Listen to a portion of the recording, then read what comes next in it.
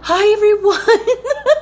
I can't believe, like, I am so excited. I'm so excited. I'm so happy with all the feedback that I'm getting, people who are participating in Skoden Readathon, and I'm just, yeah, I'm in shock. The videos that I've been seeing from especially the Booktuber community, and I was crying through those videos because they're just so amazing, and I appreciate you all. So okay, so let's get started. Let me tell you all, I have a TBR that is so large, that is so ridiculously huge and long. I'm not really gonna go with the order of the bingo board because a lot of the books that I'm reading are just, some of them fulfill more than one prompt. So so let's go ahead and get started. I'm gonna stop talking about stuff now. So okay, the first book that I'm gonna be reading is Full Metal Indigiqueer by Joshua Whitehead. This is a poetry collection from a very awesome and amazing Two-Spirit Indigiqueer author, and I cannot wait to read this. So Joshua Whitehead is from Canada. Joshua Whitehead, yeah, it says is Ojibwe, so I imagine Ojibwe, and Cree is from the Peguis First Nation on Treaty 1 territory in Manitoba. So yes, this is the first book that I'm going to be reading. So a lot of this I'm not going to be diving into because I do have a large amount of books that I need to get through. So yes, book one. Okay, so the second book that I'm going to be reading for Skoden Readathon is Ready When You Are by Gary Lonesborough. Gary Lonesborough is a UN man from the southern part, south part of Australia. So yes, an Indigenous author from Australia, or Aboriginal author. So Ready When You Are, I know this is probably titled, this might be a different title within Australia, but I don't want to make a mistake, but I actually got this book. I got this book used. I was like, what? This book is only like $3. I think this is a coming of age story, and I think a love blossoming between two Indigenous youth in Australia. So I think this is a gay romance. So this might be a YA. I got this book and this recommended read from a recommendation from Black Full of Book Club on Instagram. So definitely go check them out. They're amazing. So the next read that I'm going to be reading is an Indigenous read from Hawaii, and it's called The Deep Blue Sea and Me. It is a novel by Lurline, Wailana, McGregor. So they're a Native Hawaiian author. And when I say Native Hawaiian, I mean they are indigenous to Hawaii. I wanted to read this for a while. I've had this book for a long time. I want to say 3+ years. And it was because I couldn't find it. I remember one time I was like, where the heck did that book go? I want to read that book. I want to talk about that book. And then I found it. It fell behind my dresser. I was like, what the heck? So I finally found it. So this book is about a young Hawaiian who is a doctor. I think they're a museum curator, and their father passes away. So they go back home for the funeral. On the back, it says they start to question their life back in LA. It sounds really amazing, and I cannot wait to get to it. Homecoming read, a going home read. I think it's also probably a coming of age as an adult. So I don't really know a whole lot of themes, and that's fine. So yes, third book. Okay, so the next book that I'm going to be reading is a middle grade read. I talked about this book during my children's middle grade video, and I don't want to get into what it's about, but Indigenous author David A. Robertson, and his book, I can't see that. Oh, there you go, The Great Bear. I read the first book, The Barren Lands. It was such an amazing read. I know people have been saying, oh, it's so similar to Lion, Witch, and a Wardrobe because there's portal magic, but definitely it is not. I think there's just very, very small similarity, but a lot of this book is really deeply based on Indigenous storytelling and traditions, and I imagine oral history. So I cannot wait to read this. I'm so excited. This cover is pretty incredible too. So yeah, this is I think the fourth book. Yeah. Fourth book. Okay, so the next book, this author, I've read from this author before. So this author is definitely not new to me. I read their first book, which is called The Break, which was highly recommended by Danny from Thunderbird Women Reads. If you don't know Danny, I have no idea where you've been this whole time, because Danny and especially Erin's Library Day have a book club called the Indigenous Reading Circle. It's an Indigenous book club, and it's amazing. Every year they have like a new theme. I do follow them. I love their recommendations. So that book is The Stranger by Katherena Vermette. Katherena Vermette is a Métis author, I believe. Yeah, she is, from Treaty 1 territory. About this book, I think it can be a standalone novel, but I know it overlaps, especially in characters from the other book, The Break.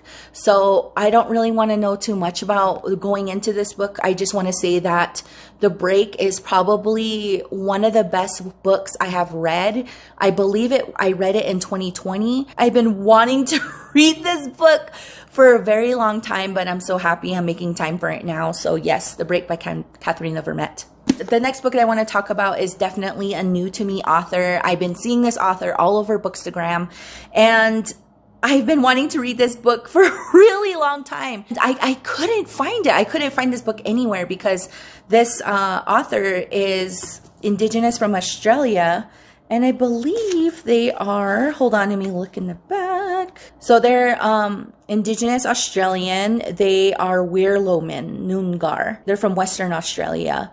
And that is Claire G. Coleman, and that is Terra Nullius. I believe this is a science fiction novel. I've been hearing so much about this book, and when I heard science fiction, speculative fiction, I think it's an apocalyptic book as well. But yes, if you do not know what this means, Terra Nullius, I highly suggest you look it up. I know this book won a large number of awards in Australia, but yes, I cannot wait to read this. I think this is a sci-fi novel. I really don't want to read what it's about, but I just heard it's pretty incredible. Yes, so this is the sixth book that I'm going to be reading for the month. So the next book, my spouse actually bought this book for me, and I remember getting it in the mail, and I was so excited. I think I actually filmed that live. It was a while ago, but this book is also November's read for Indigenous Reading Circle that is hosted by Erin's Library and Thunderbird Women Reads, and that book is Monkey Beach by Eden Robinson. And I think it also has to do with Haisla culture, and I imagine storytelling and oral traditions, and I think on the back it said, yeah, Haisla lore. It says a multi-layer story of loss and redemption. So, wow. I cannot wait to read this. Yes, check it out. I was recently sent like a very healthy bundle of books from Mint Conditions, specifically Indigenous authored classics, and also Indigenous classics that is centered around Indigenous peoples. So the first one that I really want to show you all that I'm excited about is Old Indian Legends by Zitkála-Šá.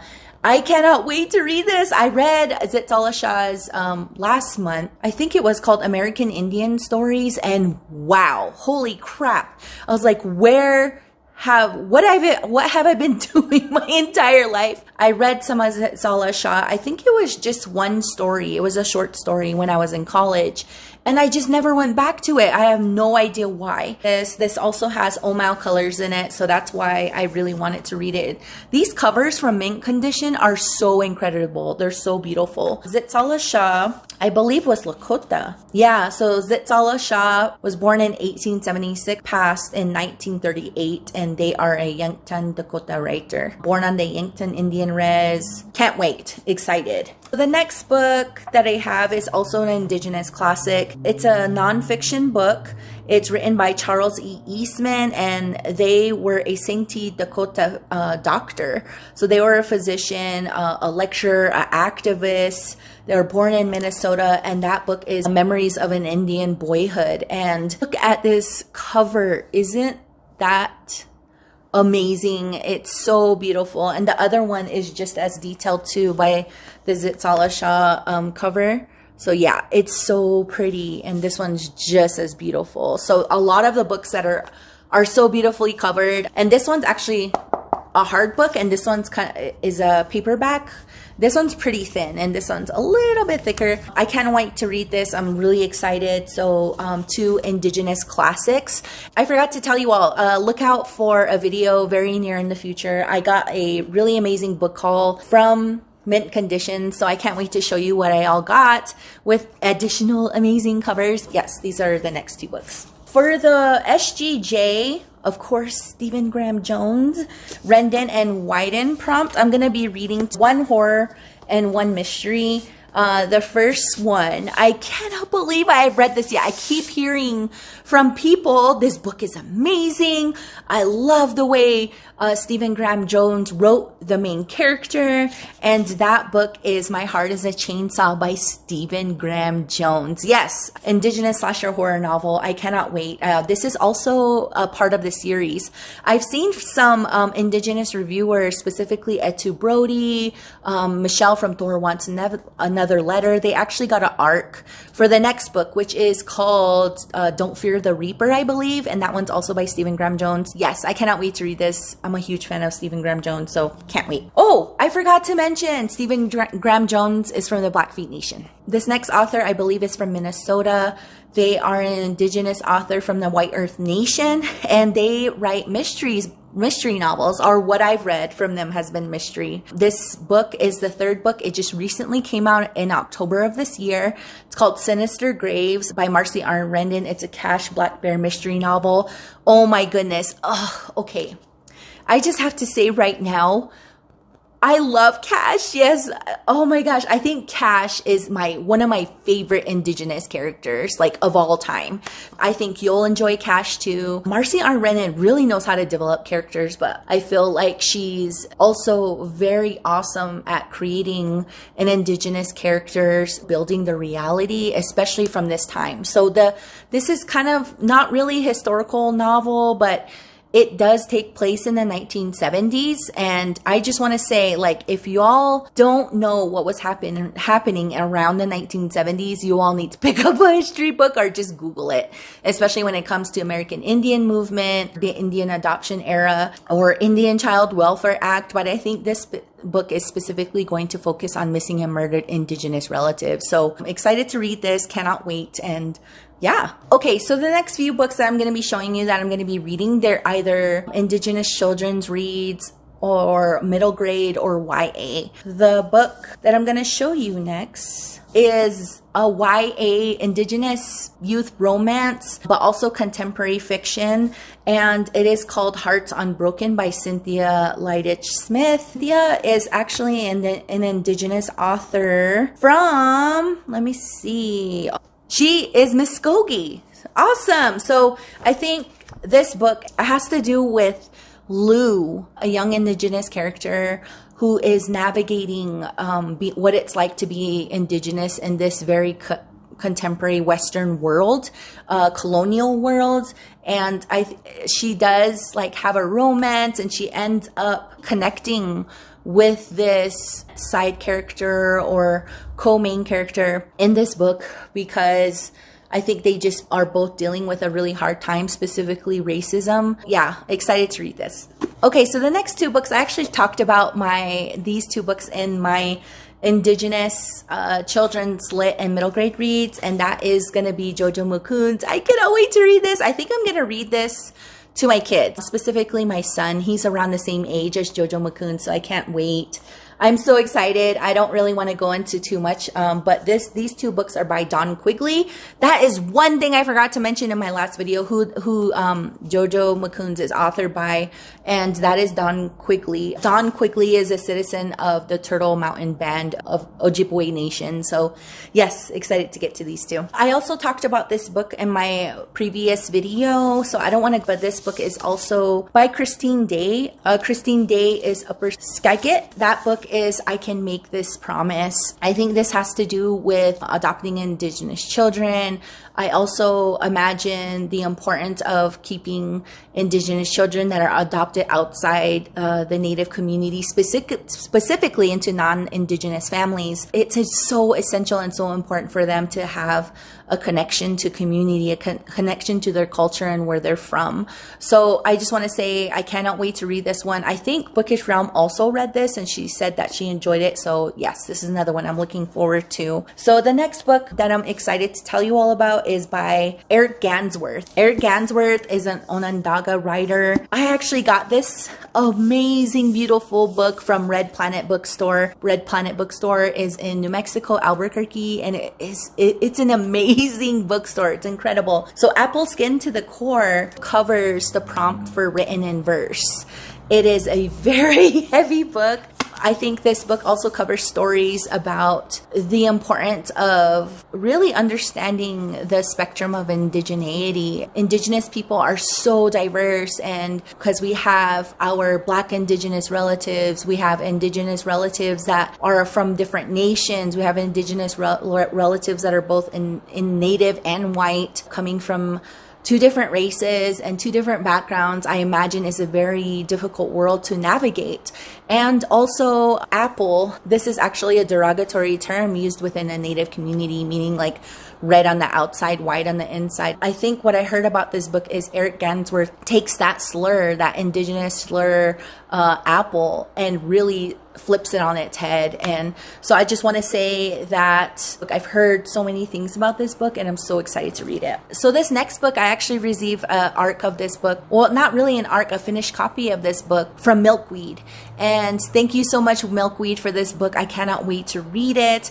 So this next book, it was actually published in 2002 or 2003 and it went out of print, but now they put it back on the printers and it came back out again as a new edition novel, and it came out just this year in September. And that book is Perma Red by Deborah Magpie Erling. So Deborah Magpie Erling is Bitterroot Salish, an Indigenous author. Also, this book is about, I think, brings not only awareness to missing and murdered Indigenous women, but also the importance of realities that Indigenous people face, like boarding school violence or being targeted for violence as well. And also just a huge lack of resources that Indigenous people face in their communities. So it's an Indigenous fiction. This book follows a character named Louise White Elk, and they are not only navigating their world and trying to overcome challenges, but they're also coming of age within the 1940s. So yes, cannot wait to read this. This cover is pretty incredible. And yeah, excited. Okay, so for the graphic novel prompt, I have two of them. So I'm going to be reading Indigenous comics. One is an Indigenous comic collection, and the other one is just issue volume 1 of an Indigenous comic. So the first one that I'm going to be reading is called Hero Twins. And wow, isn't this incredible? I mean, just by me looking at the cover of this comic, it is, I imagine, a Navajo comic. So the creator, writer, illustrator is Dale DeForest. Publisher Lee Francis, who is the owner of Red Planet Bookstore. This is incredible. I cannot wait to read this. So it's called Hero Twins. I know Navajo Nation has a whole bunch of the Hero Twins, so I cannot wait to read this. I'm so excited. I got this also from Red Planet Bookstore, and I can't wait. The next comic book that I'm going to be reading is actually an Indigenous comic collection written by multiple authors, and that is Moonshot, the Indigenous Comics Collection Volume 1. This book is really heavy, and the art in here is incredible. Pretty awesome. I would show you, but you know what? I'm gonna say no. If you guys want to see what the inside of this book looks like, I suggest going on the website and seeing if they will let you see a sample, or you can get this book, you can get this comic collection also. The biographies of the authors of this comic collection include Adam Gorham, Aragon Starr, Claude St. Aubin, Andy Stanley, Ben Shannon, David Cutler, David Mack, David Edmonds, Fred Posh, George Freeman, Elizabeth LaPensier, David Robinson, Gregory Chomikchuk, Ian Ross, Jeffrey Vernage, Jay and Joel Odijik, Hawaii Ho, Jeremy D. Moeller, Menton 3, Micah Ferreder, Nicholas Burns, Michael Shayashe, Peter Dawes, Laverne Kidorinsky, Richard Van Camp, Stephen Glaude, Tony Romito, Sean and Rachel Kutsiak Tinsley, I think that's how you pronounce it, but it's probably not, and Todd Houseman. Those include all of the authors and illustrators of this edition. These are the 2 comics that I am reading for Skoden Readathon. Yep. Okay, the next few books are books that I want to read for Nonfiction November. I got this book as a finished copy from Counterpoint. So thank you so much, Counterpoint, for sending me this book. And it is called Red Paint, an ancestral autobiography of the Costas Salish punk by Sasha LaPont. So I just want to say that it was so incredible. So I have a coworker and they're a lawyer and I think a tribal judge as well. They said that this person was their cousin. I was like, what? Because she was saying, you all need to buy this book. And I was like, I already have it.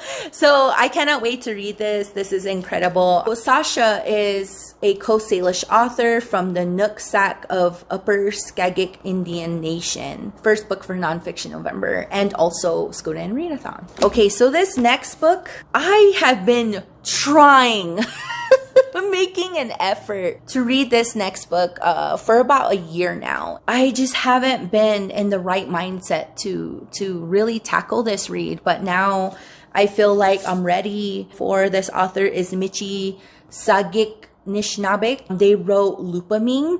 Nupaming, The Cure for White Ladies. They also wrote This Accident of Being. And that author is Leanne Petasamuk Simpson. As we have always done, Indigenous freedom through radical resistance. So a very important nonfiction read. This book has won multiple awards for nonfiction, but also I think it's important to understand that Indigenous peoples are not only political bodies, especially within the United States and Canada. We are also sovereign nations that have a huge responsibility not only to continuing culture, but protecting lands, protecting peoples, and protecting sovereignty and strengthening sovereignty. So I cannot wait to read this. I have no idea what it's going to be about, but that title and this cover just really, really drew me in. So I cannot wait to read this as well. Okay, so the next 2 books are, they aren't Indigenous reads, but they are really important books that I want to get to in November.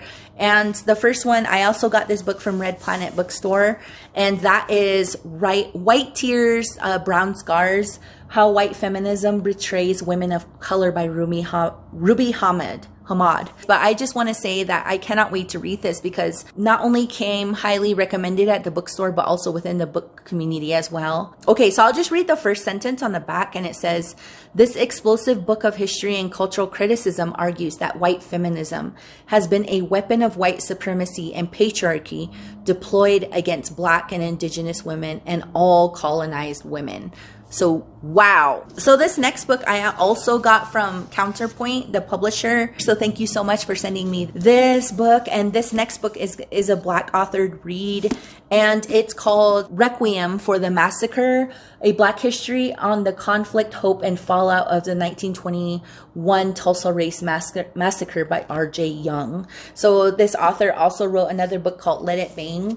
This cover is awesome. Very important read. I cannot wait to get to this. I think this is probably something, I don't know if I'll finish this within the month of November, but I think after I finish White Tears, Brown Scars. No. Actually, I have more nonfiction reads. I know you guys are probably, oh my goodness, she's still talking. She has a whole bunch of books. I cannot wait to read this. I'm excited to read this. Yeah, R.J. Young, Counterpoint. go get it, people. This next book that I'm going to be telling you about, I'm sorry, I moved over because I actually have books from the library that I forgot to talk about. If I don't finish this book in November, I'm definitely going to be reading these books in December. This next book is called Men We Reaped by Jesmyn Ward. So, and Jesmyn Ward is also a Black Indigenous author. She is Choctaw, and I think also Haitian. I cannot wait to read this book. It's a memoir. I don't really want to go into it too deep, but I think it also has to do with topics of poverty and rural America, but also I imagine race in the United States. Cannot wait to read this. Okay, another book that I need to pick up from the library. I think all these books are physical reads. I just need to go pick them up. This next book is by Nick Estes, and Nick Estes, I believe, I found out, sorry, I found out that Nick Estes is Lakota. Nick Estes also is an activist, and I didn't even know he wrote a book, and that is just totally flew over my head. But from me and the knowledge that I have within like activists within the Indigenous community, like Nick Estes is a huge one. The book that I'm gonna get is Our History is the Future, Standing Rock versus the Dakota Access Pipeline and the Long Tradition of Indigenous Resistance. So yes, I cannot wait to read this. I've been trying to find this book like all over the place, and I was going through library after library, but I finally found it. So I cannot wait. If you don't know about Standing Rock and the Dakota Access Pipeline, wow. I just want to say you need to look into that because it was huge. I don't know anybody, especially even the non-native community knows about Standing Rock and No Dapple. So I just want to say check that out if you don't. Yeah. Okay, my next book, I believe it's a children's read. Is it? Yes, it is. So this next book, God, the artwork amazing. So here you go, is called We Are Water Protectors, and that book is by Carol Lindstrom. Wow, this book, oh my gosh, like I've been hearing so much about it. People, gosh, when this book first came out, so many Indigenous reviewers had it. They were talking about it. They were just singing praise for this book, and I was just like, wow, I need to get it. So I'm finally going to read it. So the next book I'm going to be telling you all about is actually a YA middle read by Don Quigley. This was actually Michelle's recommended read last year for Indigathon, and I could not find this book anywhere. It was stressing me out. I was like, I really want to read that book, but I just couldn't find it. So I finally found this book at the library, and it's called Apple in the Middle, and that book is by Don Quigley. Don Quigley, who wrote Jojo Mukun, she also wrote this book, and yeah, I cannot wait to read it. I'm really excited. Another book that was recommended by a booktuber I believe this is a middle grade to YA. Not sure, but it's called The Skeleton Man. And I know Bookish Realm has read this book. It's by Joseph Bruchac, who also wrote Res Dogs. And I don't really want to go any more than that. I heard this is in a children's or middle grade read Indigenous horror that is based on Indigenous storytelling and traditions and oral traditions and folklore. So I just want to say, if you haven't been in a Native community and heard a horror story, you all are missing out. So yeah, so I just want to throw that out there. Okay, so the next book, I cannot wait to tell you about this book. This book is on order with my library, but I am first in line to get this book, and I am so excited. I saw a book review from Bear book channel Etu Brody, and they were saying that this book is incredible. They even have a video where they interviewed the author, so I'll definitely link that down below. And that book is called White Horse by Erica T. Worth. It's an Indigenous horror. I absolutely want to know nothing about this book. This book is probably not going to be available to me until the first week of November, probably at the end of the week, so I'll pick it up then. Excited. So excited. Okay, finally. My last book. Okay, this is my last book on my TBR, and that is called Warmth of Other Suns, an epic story of America's Great Migration by Isabel Wilkerson. This book was published in 2010. Yeah. I'm excited. I can't wait to read that book.